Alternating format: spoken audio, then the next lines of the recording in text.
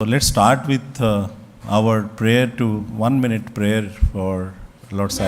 Sri Sai Nathaya Namah Namah Sri Sachidanandaya Namah Namah Sri Mangalamurate Namah Namah.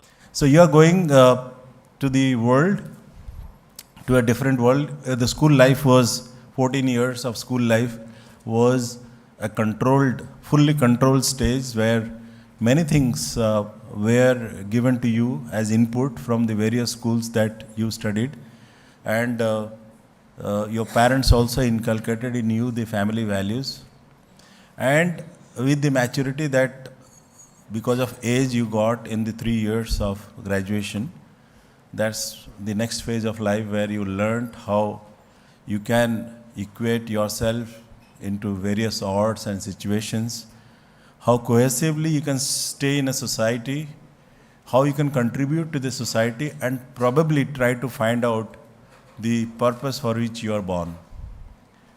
There are only two objectives of every individual who is born in this world. There are only two objectives of every individual who is born in this world. First objective is to be happy. Everything that you do in life, everything that you have done till date in life, and everything that you will be doing henceforth till the last breath you have, is something to do to make you happy. So always you try to do something thinking that this will make me happy. But at times your perception happiness misleads you to do certain wrong things. And because of the corrective measure that is in you, the intellect that God has given to you, you try to correct yourself and research your ways and methods to find out again the newer ways of finding happiness. So this is a fundamental thing which every individual is working towards happiness. Somebody gets happy if gets tons of money, somebody gets happy if driving a big car, somebody gets happy if the bank balance is few crores, somebody is happy if he or she marries the person that he or she wants, or the dream job that one gets. So everything that you do is to good marks in your exams. So everything leads towards happiness. The next important thing which many fail to recognize, which again leads to happiness, is finding out why you are born.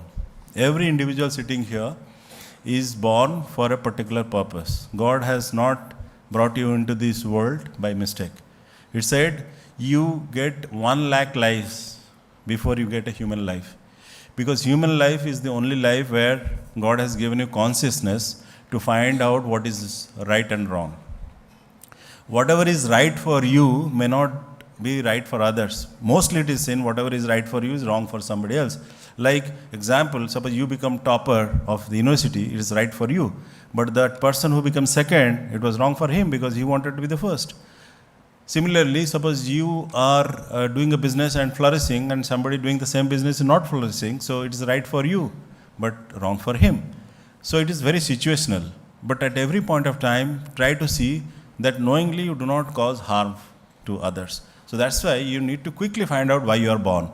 So if you try to find out why you are born, because why I am telling you this, if you see everybody's career life, whatever you are thinking now, 10 years hence you will not be doing that. Everybody's career path changes. Like for me, I have seen a graph. I was trying to plot a graph. So every 7 years, my life takes a turning point and I do something else. 1985, I became a chartered accountant and practiced CA in a typical form. 1992, I restructured the CA firm and created my own firm. And at the same time, I created a BPO. 1999, I created a bigger firm called SRB, and again created the first software technology park. 2007, started doing Science International School. 2014, I started building Sai Angan. So every 7 years I have seen my life has taken a turning point and something else. So everybody's life you'll find there is a turning point. When I was in +2, I wanted to be engineer. I got into IIT, I got into NIT, I joined commerce. After commerce, I thought I will do practice, then I become an entrepreneur or entrepreneur. So life takes various changes. So what is most important for you is you have to keep yourself equipped whenever any opportunity comes, because God will give you opportunities. So whenever an opportunity comes, you are able to face that opportunity and take it forward. And that's what is education. Education is not acquiring information or acquiring knowledge. Education is application of information and application of knowledge. So if educated person means how is your behavior, not how much mark you kept. It's not 98%, 99% doesn't mean that you are educated. You have got some marks. That's because of the situation there. Education means what is your behavior, how you are talking, what's your style, how you are behaving with your seniors, how you are handling a situation, how in a critical method, how you are finding out solutions to that. That's proper education. Like one teacher, he saw a 500 rupee new note, this new RBI notes have started. So he said to the students, if I give to you, how many of you will take? So everybody raised hand, I will take this 500 rupee. Then he crumpled that 500 rupee note and said, now who will take that? Again everybody raised hand. Then he put that crumpled note on the floor and started, crushing it again, the shoes and spitting on it. Then he took it and tell, now who will take it? Everybody raised their hand. Yes, we want to take it. Then he asked, why you want to take it? I have made it as dirty as possible. So why you want to take it? So the student said that we want to take it because whatever amount you are trying to crush it, the intrinsic value of that 500 rupees for me going to the market and getting something doesn't change. So that's what you are.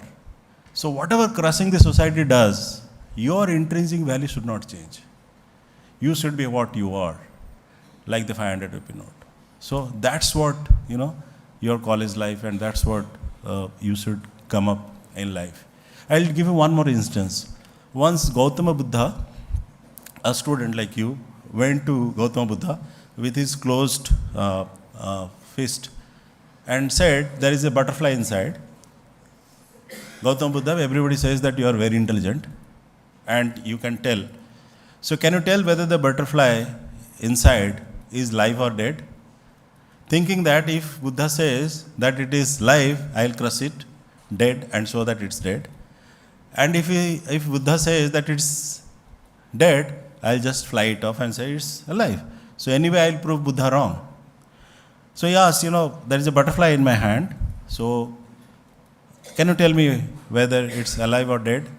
Buddha said, the life of the butterfly is whatever you want to be. So if you want to be alive, the butterfly will be alive. If you want to be dead, the butterfly will be dead. The boy was astonished, because what Buddha said to the boy is, what you will become in life is in your own hand. Nobody else can decide. Whether you will be a good person, whether you will be a bad person, depends on your own hands, on your own deeds. It's not God will bless to be a good person or God will bless you to be a bad person. It is you who will decide, whether you are good or bad. So why I told you these two instances? I told you these two instances because what you will become in life will depend how you are or how you will be after leaving this institution. So I will not give a very long lecture today. I decided that I will come and listen to all of you and see some of your acts. But I will wish all of you a very, very bright future, all for the ensuing exams. And please remember that whatever you do in life, you will always be our proud SICians. Clap for yourself.